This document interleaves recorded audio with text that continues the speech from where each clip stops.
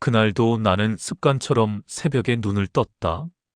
알람이 울리기 전이었다. 평생을 그렇게 살아왔다. 회사에 나갈 때도, 아이들 학비를 걱정하던 날도, 몸이 아파도 늘 먼저 일어났다. 거울 앞에 서서 넥타이를 매던 손버릇이 아직도 남아있다. 이미 퇴직한 지는 한참이 지났는데도 말이다. 아내는 잠들어 있었고 집안은 조용했다. 부엌 불을 켜며 문득 이런 생각이 스쳤다. 오늘 하루 나에게 괜찮냐고 묻는 사람은 있을까? 전화벨은 울리지 않았다. 메시지도 없었다. 나는 늘 누군가의 안부를 챙기며 살았지만 정작 내 안부는 늘 마지막이었다. 가족을 먹여 살려야 했고 흔들리면 안 된다는 생각으로 버텼다. 약한 모습을 보이면 안 된다고 믿었다. 그래서 힘들어도 말하지 않았다. 그게 가장의 책임이라고 여겼다. 그런데 그렇게 오래 침묵하다 보니 어느 순간부터 아무도 묻지 않게 되었다. 괜찮냐고, 힘들지 않냐고. 나는 스스로에게도 묻지 않았다. 그냥 견디면 된다고, 남자니까 버티면 된다고 넘겼다. 하지만 그날 아침 텅 빈 식탁 앞에 앉아 커피를 마시다 갑자기 가슴 한쪽이 묵직해졌다. 이유는 분명하지 않았다. 다만 마음속에서 오래 묻혀있던 말 하나가 고개를 들었다. 나는 정말 괜찮은가? 그 질문 앞에서 나는 한참을 말없이 앉아 있었다. 그 순간 고요했지만 외로웠다. 아무도 묻지 않는 침묵이 나를 감싸고 있었다. 그날 아침의 침묵은 유난히 길게 느껴졌다. 돌아보면 나는 늘 역할 속에 있었다.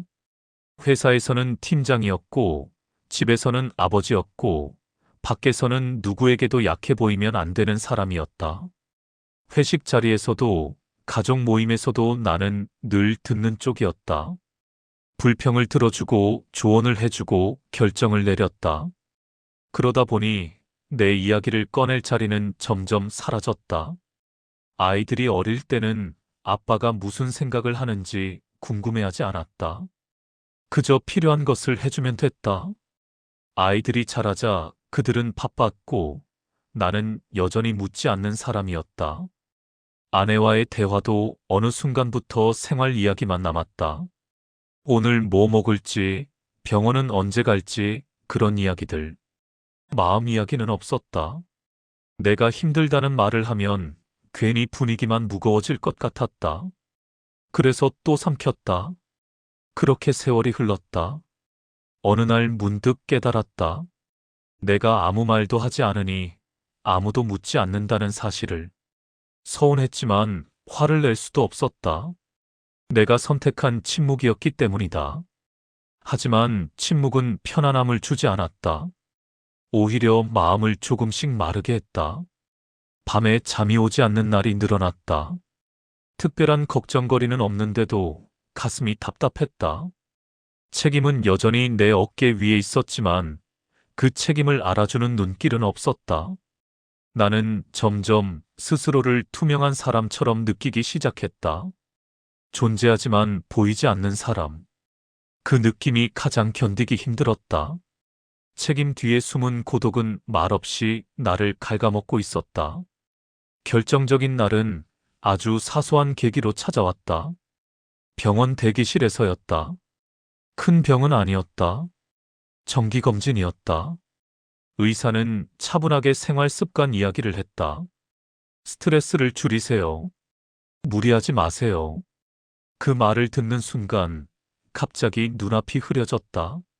무리하지 말라는 말을 나는 평생 들어본 적이 거의 없었다.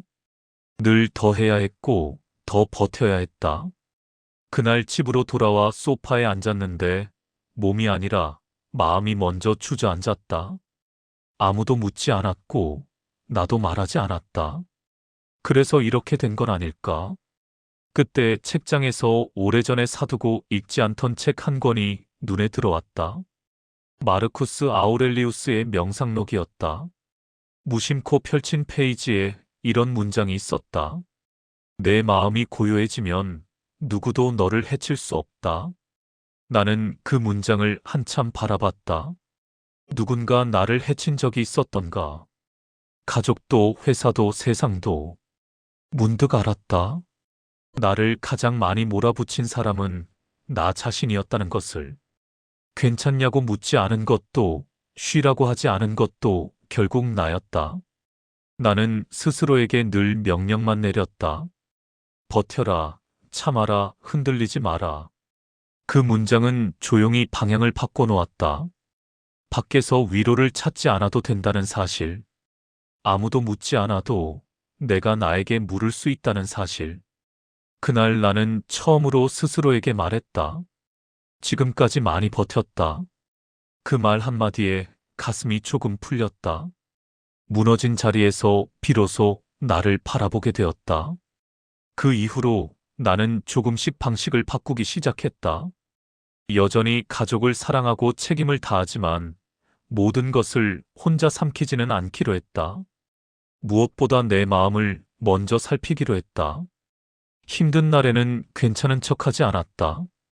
아무에게도 말하지 못하는 날에는 종이에라도 적었다. 오늘은 지쳤다고. 오늘은 외로웠다고. 신기하게도 그렇게 마음을 들여다보니 예전처럼 쉽게 무너지지 않았다. 마르쿠스 아우렐리우스가 말한 고요함은 아무 일도 없는 상태가 아니었다. 흔들리지 않는 중심이었다. 누가 알아주지 않아도 내가 나를 지켜보는 상태. 그 고요함이 생기자 타인의 반응에 덜 흔들렸다. 누군가 안부를 묻지 않아도 서운함에 오래 머물지 않았다. 대신 내가 나에게 묻는다. 오늘은 어떠냐고. 그 질문 하나가 하루를 버티게 했다. 아이들과의 대화도 조금 달라졌다. 조언부터 하지 않고 내 마음을 먼저 꺼냈다. 아빠도 요즘 좀 힘들다. 그 말에 아이들이 놀란 눈으로 나를 보았다. 그리고 조심스럽게 웃으며 말했다. 아빠도 그런 생각해? 그 한마디에 나는 알았다. 침묵이 반드시 강함은 아니라는 것을. 고요함은 숨김이 아니라 중심이라는 것을. 이제 나는 누군가에게 괜찮냐는 질문을 기다리지 않는다. 대신 스스로에게 묻고 스스로를 돌본다. 그것이 늦었지만 내가 찾은 존엄이다. 고요해진 마음 위에서 나는 다시 나로 서기 시작했다. 이 문장은 나에게 세상이 바뀌길 기다리지 말고 내 중심부터 세우라는 말로 다가왔다. 아무도 묻지 않아도 흔들리지 않는 힘은 밖이 아니라 내 마음에서 나온다는 뜻이었다. 오늘만큼은 아무도 묻지 않아도 당신 스스로에게 말해주세요. 여기까지 온 것만으로도 충분하다. 내 마음이 고요해지면 누구도 해칠 수 없다. 오늘 하루 내 마음 상태를 한번 적어보세요. 여러분은 마지막으로 스스로에게 안부를 묻은 게 언제인가요? 댓글로 당신의 마음 상태를 한 줄로 남겨주세요.